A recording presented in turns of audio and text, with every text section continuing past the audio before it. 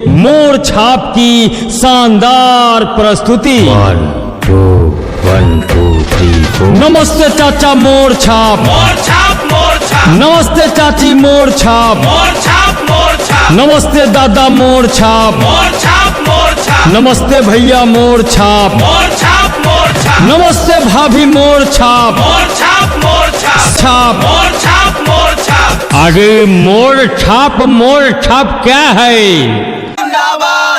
नेता नहीं बेटा बनकर काम करेंगे। जी हाँ बहनों और भाइयों, नेता नहीं बेटा बनकर काम करेंगे। माँ बहनों बूढ़ों का सम्मान करेंगे।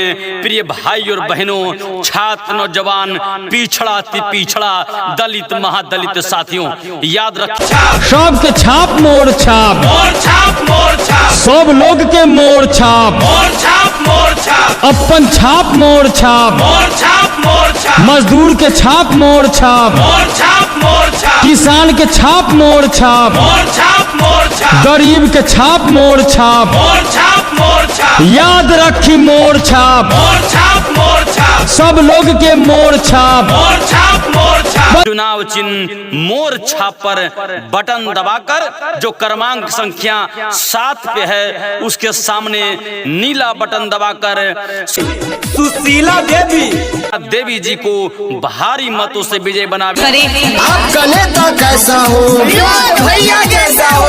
आपका नेता कैसा हो, विनोद भैया जैसा हो। विनोद भैया के अब की तकदीर बदलनी चाहिए, तस्वीर बदलनी चाहिए। तो प्यारे बहनों और भाइयों, आइए आने वाले आगामी चुनाव में अपना एक कीमती वोट 7 नंबर के सामने नीला बटन दबाकर, मोर छाप के सामने 7 नंबर का बटन दबाकर, यानी कि ईवीएम मशीन के सबसे नीचे तो हम सभी लोग को मोर छाप वाला बटन ही दबाना है। 1 2 3 4। नमस्ते भैया मोर छाप, मोर छाप, मोर छाप। नमस्ते भाई मोर छाप, मोर छाप, मोर छाप। सब लोग के मोर छाप, मोर छाप, मोर छाप। भैया भाभी मोर छाप। मोर छाप, मोर के प्रत्याशी विनोद भैया जी के अपना कीमती वोट देकर भारी से भारी मतों से विजयी बनाए। विनोद भैया जिंदाबाद, जिंदाबाद, जिंदाबाद। विनोद भैया जिंदाबाद, जिंदाबाद, जिंदाबाद। सुनाइए चाचा भैया अब कसम दुआ झलकाई। सुनाइए चाचा भैया अब कसम दुआ झलकाई। पूरा गौवा में अब की झंडा दिहा लहराई हो। नंबर वार्ड की जनता मतदाता मालिकों के ना थक कर बैठ, अभी उड़ान बाकी है। जमीन खत्म हुआ तो क्या, अभी आसमान बाकी है, अभी आसमान बाकी है। तो आई मजदूर किसान लोग के रखथिन धियानावा हो, करथिन भलाई जाके सबके आंगनावा हो। हाँ, मजदूर किसान लोग के रखथिन धियानावा हो, करथिन भलाई जाके सबके आंगनावा हो। तके करो झांसा में आबा की ना आइबे करबै ना, के करो झांसा में आबा की ना आइबे करबै ना। बटन मोरे छापर आबा की दाबैबे करबै ना। गांव गांव में ऐसी योजना चलाएंगे कि पूरे हिंदुस्तान की छवि बदल के रख देंगे, समझी। अच्छा सुनावा तब तो सुनी। फ्री में पढ़ाई होगी, फ्री में दवाई। तो बड़ा लोग वादा कइले हो।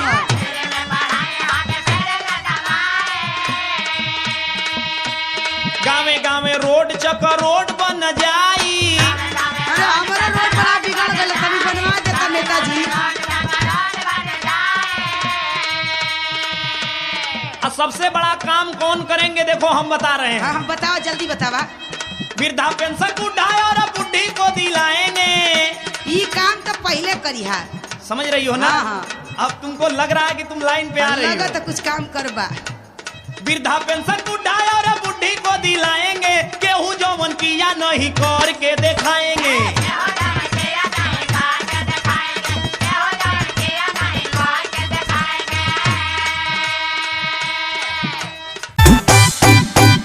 जात पात भेद भाव तनिको ना रखेलन हो, सब लोग के दिल कहाँ है न पूछो कि मेरी मंजिल कहाँ है, अभी तो सफर बस शुरू किया है, न हारूंगा हौसला उम्र भर, मैंने किसी और से नहीं खुद से ये वादा किया है। भूलिहाना चाचा चाची अपना विनोदा के वोट दे के फिर से जितई अपना विनोदा के।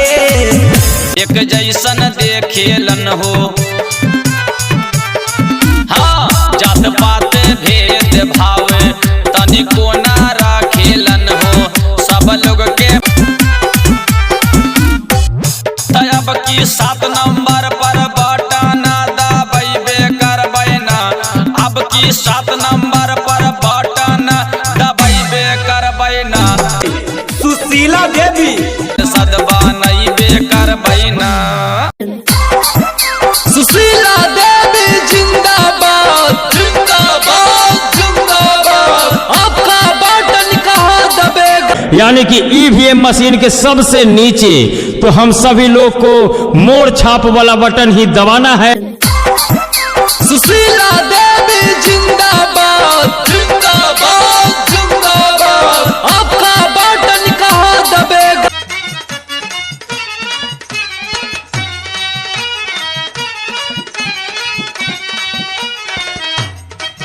मेरे प्यारे भाई लोग, हम आज आप लोग के बीच में आया हूं ये बताने के लिए कि यदि रउआ लोग के हिंदुस्तान के हालत में सुधार लाना है, एक साफ सुथरी छवि वाली सरकार बनाना है, तो एक बार फिर हमरा के आप लोग जिता दीजिए। हम रउआ लोग से वादा करते हैं कि हम बहुत कुछ करके दिखा देंगे। ए नेताजी, हाँ बोलो। का करबा? अरे भाई तुमको मालूम नहीं है क्या? हमके मालूम ना, अब बतावा। बताएं? हाँ बतावा। श्रीमान ने आप लोग का वोट जो दी पाएंगे, समझ रही हो? हाँ हाँ समझ रहे हैं। श्रीमान ने आप लोग का वोट जो दी पाएंगे, केहू जो मन किया नहीं कर के दिखाएंगे। अच्छा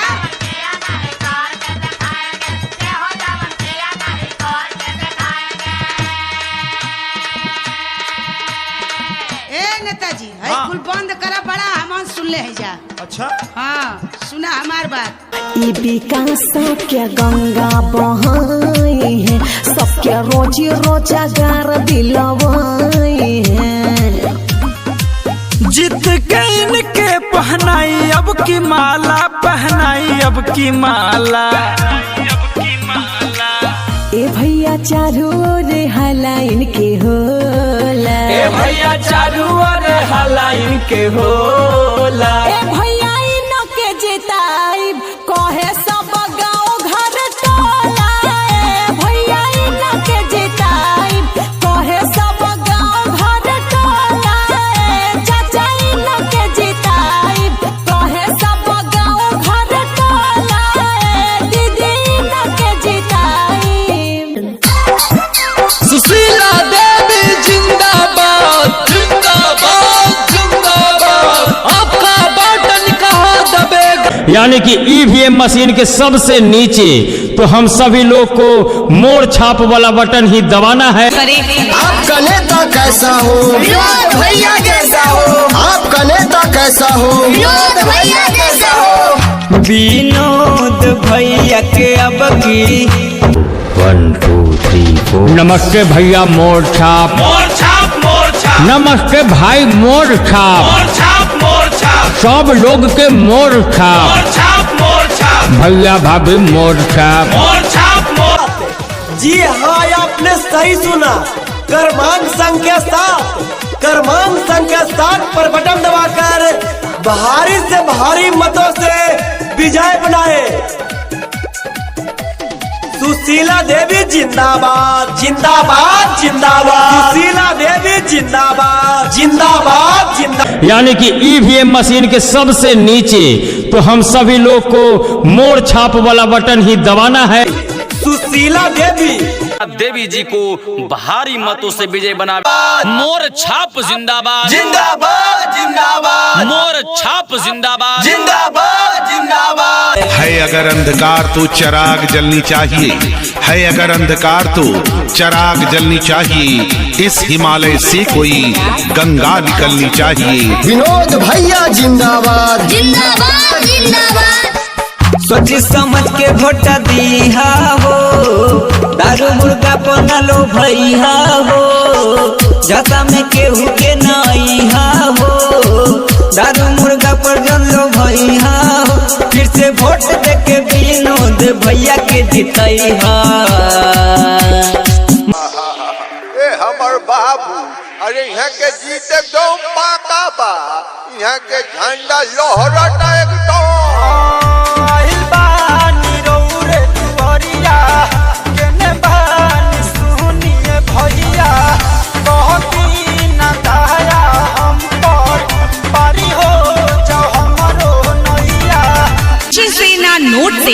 नशे से ना नोट से शिकारी आएगा, जाल बिछाएगा, दाना डालेगा, लेकिन आपको उनके बिछाए जाल में फंसना नहीं है। जी हाँ प्यारे मतदाता साथियों, चुनाव के इस दौर में आपको बहलाने वाले, आपको फुसलाने वाले कई लोग आएंगे जो आपको छूटे झांसे में फंसाएंगे, लेकिन आपको अपनी सूझबूझ का परिचय देना है, अपनी एकजुटता का परिचय देते हुए चुनना है उस उम्मीदवार को जो आपके क्षेत्र का चहुमुखी विकास कर सके, जो आए हैं आपके बीच आपके वोटों का समर्थन मांगने।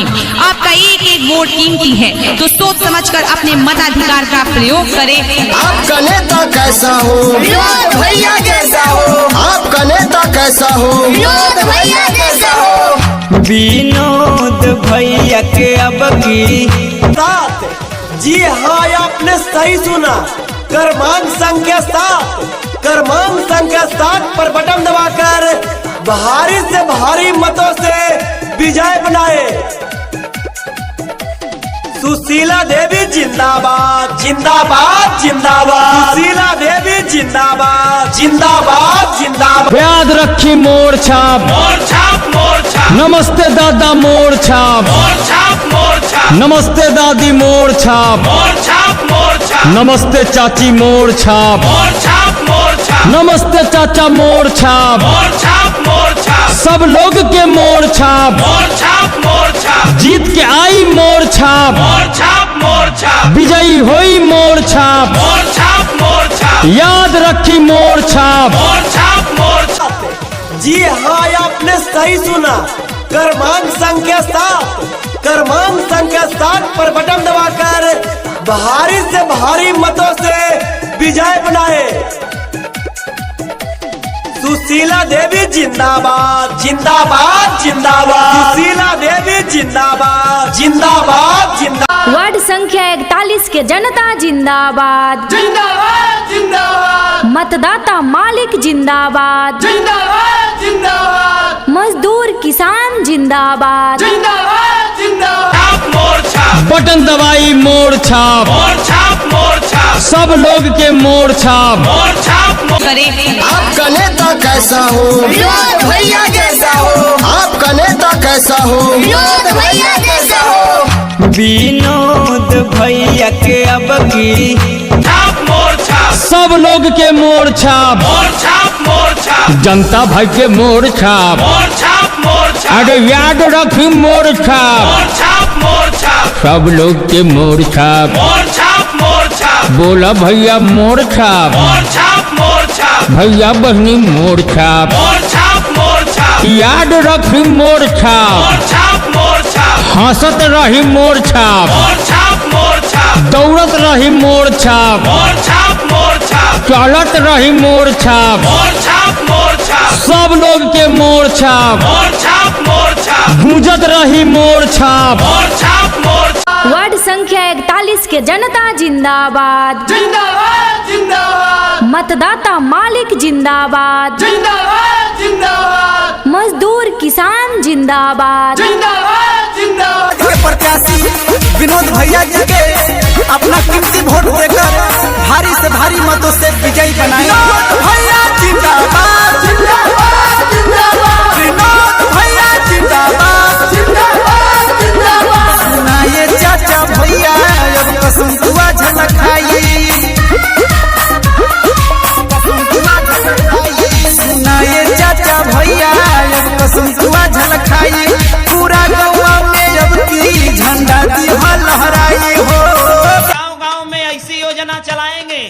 पूरे हिंदुस्तान की छवि बदल के रख देंगे, समझी। अच्छा सुनावा तब तो सुनी। फ्री में पढ़ाई होगी, फ्री में दवाई, तो बड़ा लोग वादा कइले हो।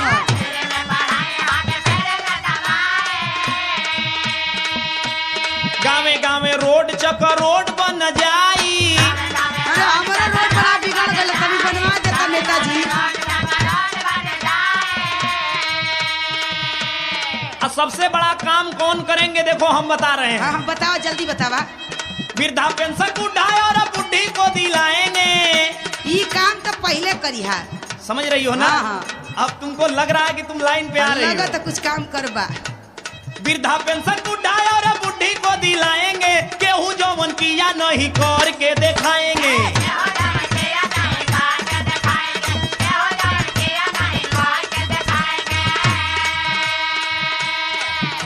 गांव-गांव में ऐसी योजना चलाएंगे कि पूरे हिंदुस्तान की छवि बदल के रख देंगे, समझी। अच्छा सुनावा तब तो सुनी।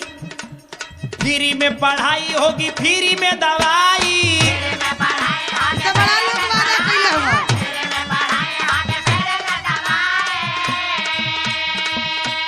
गावे गावे रोड चक्कर रोड बन जाई। अरे हमारा रोड बड़ा बिगड़ गया, कभी बनवा देता नेताजी। और सबसे बड़ा काम कौन करेंगे देखो हम बता रहे हैं। हाँ हम बताओ, जल्दी बतावा। वृद्धा पेंशन बुढ़ा और बुढ़ी को दिलाएंगे। ये काम तो पहले करी है, समझ रही हो ना। हाँ। अब तुमको लग रहा है कि तुम लाइन पे आ रही लगा हो। तो कुछ काम करबा। वृद्धा पेंशन बुढ़ा और बुढ़ी को दिलाएंगे, केहू जो मन किया नहीं करके दिखाएंगे।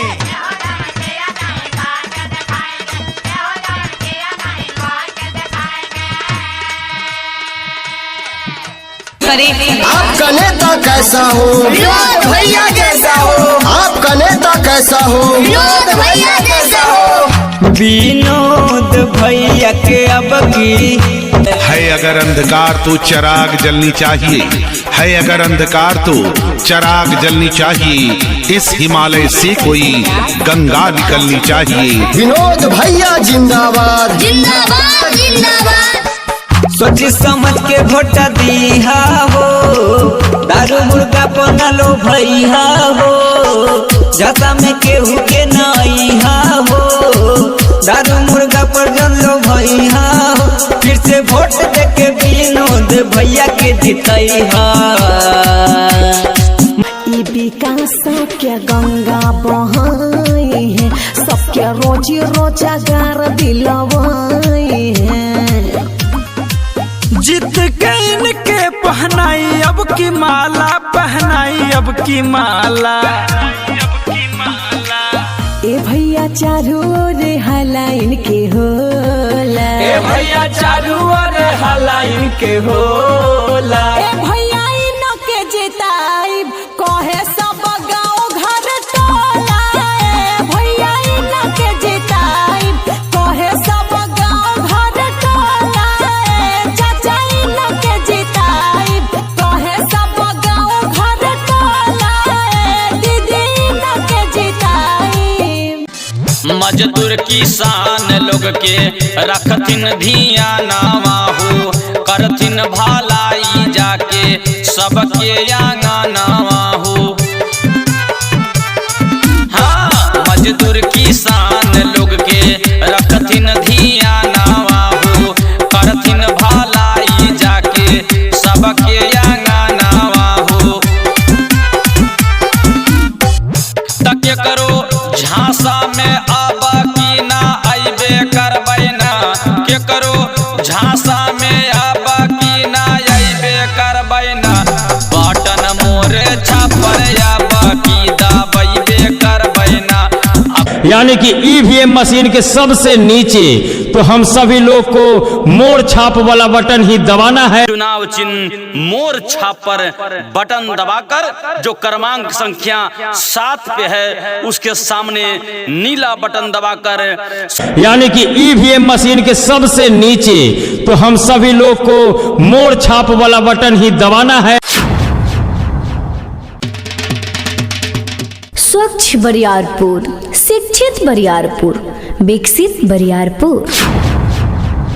वार्ड संख्या 41 के जनता जिंदाबाद, जिंदाबाद जिंदाबाद, मतदाता मालिक जिंदाबाद, जिंदाबाद जिंदाबाद, मजदूर किसान जिंदाबाद, जिंदाबाद जिंदाबाद, जिंदाबाद। अच्छे को चुने, सच्चे को चुने, बढ़ाए कदम दिखाए वोट का दम। जी हाँ मेरे मतदाता मालिकों, नगर निगम सीतामढ़ी वार्ड नंबर 41 से वार्ड पार्षद पद हेतु सुयोग्य कर्मठ शिक्षित समाज सेवी महिला उम्मीदवार सुशीला देवी।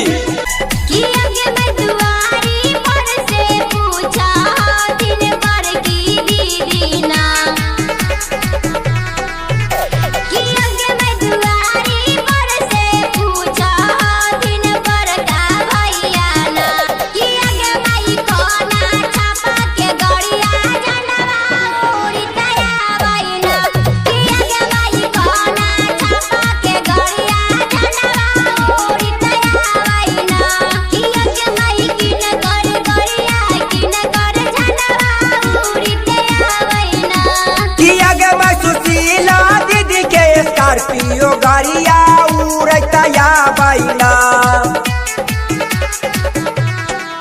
किया गे मैं सुशीला दीदी के स्कॉर्पियो गाड़िया उड़ता या बैना किया गे मैं सुशीला दीदी के स्कॉर्पियो गाड़िया उड़ता या बैना किया गे मैं सुशीला दीदी के स्कॉर्पियो गाड़िया उड़ता या बैना किया गे मैं आपका नेता कैसा हो, विनोद भैया जैसा हो। आपका नेता कैसा हो, विनोद भैया जैसा हो। विनोद भैया के अब की नारी नहीं है अबला ये बात है पुरानी, नारी नहीं है अबला ये बात है पुरानी, नारियों के गोद में पलती है जिंदगानी, नारियों के गोद में पलती है जिंदगानी। नारी तो है घर की लक्ष्मी सिंदूर बन के चमकेगी, नारी तो है घर की लक्ष्मी सिंदूर बन के चमकेगी, मौका पड़े तो चुड़िया तलवार बन के खनकेगी। नगर निगम सीतामढ़ी के वार्ड संख्या 41 से वार्ड पार्षद पद हेतु सुयोग्य कर्मठ शिक्षित समाज सेवी लोकप्रिय सुख दुख में साथ देने वाली महिला उम्मीदवार सुशीला देवी। देवी जी को भारी मतों से विजय बना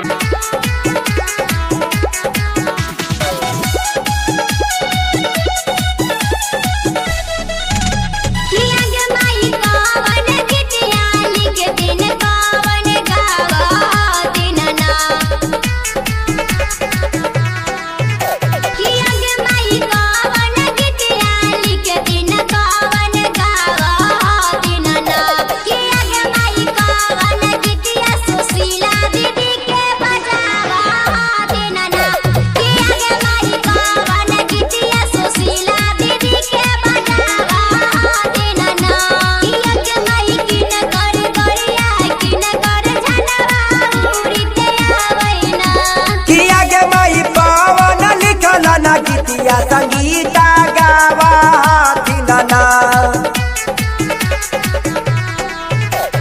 दिल कहाँ है, न पूछो कि मेरी मंजिल कहाँ है, अभी तो सफर बस शुरू किया है, न हारूंगा हौसला उम्र भर, मैंने किसी और से नहीं खुद से ये वादा किया है। भूलिहाना चाचा चाची अपना विनोदा के वोट दे के फिर से जितई अपना विनोदा के। आपका नेता कैसा हो, विनोद भैया जैसा हो। आपका नेता कैसा हो, विनोद भैया जैसा हो। विनोद भैया के अब की बटन दबाई मोड़ छाप, सब लोग के मोड़ छाप। जी हाँ आपने सही सुना, क्रमांक संख्या 7, क्रमांक संख्या 7 पर बटन दबाकर भारी से भारी मतों से विजय बनाए। सुशीला देवी जिंदाबाद जिंदाबाद जिंदाबाद, सुशीला देवी जिंदाबाद जिंदाबाद जिंदाबाद। न जमीन चाहिए न आसमान चाहिए, न शोहरत, न नाम चाहिए, विकास का इतिहास रच देंगे, बस आप सबों का आशीर्वाद चाहिए। खुशहाल रही भैया, सरकारी काम में न लागी रुपैया।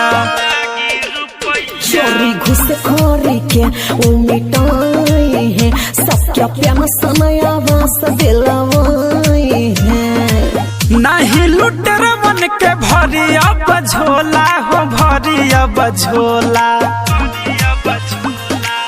ए भैया चारों ओर हला इनके होला, ए भैया चारों ओर हला इनके होला। ए भैया इनके जिताइब कहे सब गाँव घर टोला। ए भैया इनके जिताइब कहे सब गाँव घर टोला। ए चाचा इनके जिताइब कहे सब गाँव घर टोला। ए दीदी इनके जिताइब। जी हाँ मतदाता साथियों, अगर आप चाहते हैं कि आपके क्षेत्र का सर्वांगीण विकास हो, संपूर्ण विकास हो, गरीबों को उनका हक मिले, तो इस बार अपना सभापति सिर्फ और सिर्फ गांव की आवाज जाके दिल्ली में उठाएंगे, समझ रही हो? गांव की आवाज जाके दिल्ली में उठाएंगे, केहू जवन किया नहीं कर के दिखाएंगे। हमरे बात समझ में कुछ आवत ना आवे मलिया। आइल बानी रौरे गौआ, परतानी हम तो पौआ, अपना ई बेटावा के ऊंचा करी ह चाचा नौआ।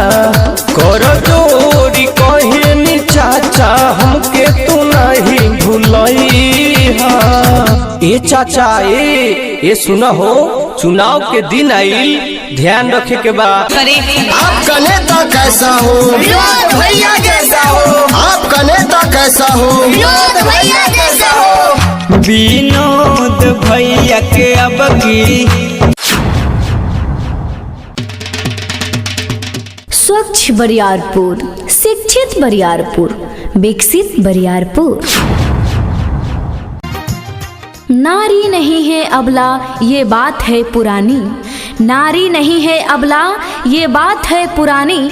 नारियों के गोद में पलती है जिंदगानी, नारियों के गोद में पलती है जिंदगानी। नारी तो है घर की लक्ष्मी, सिंदूर बन के चमकेगी। नारी तो है घर की लक्ष्मी, सिंदूर बन के चमकेगी। मौका पड़े तो चुड़िया तलवार बन के खनकेगी।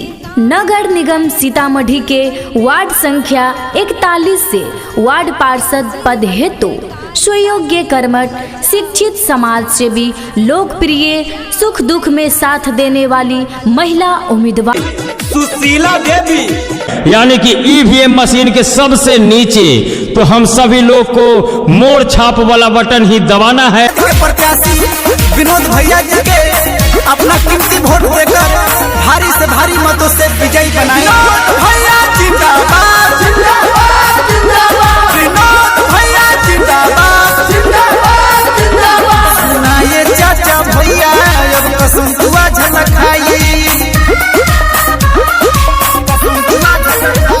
सुनाइए चाचा भैया अब कसम दुआ झलकाई।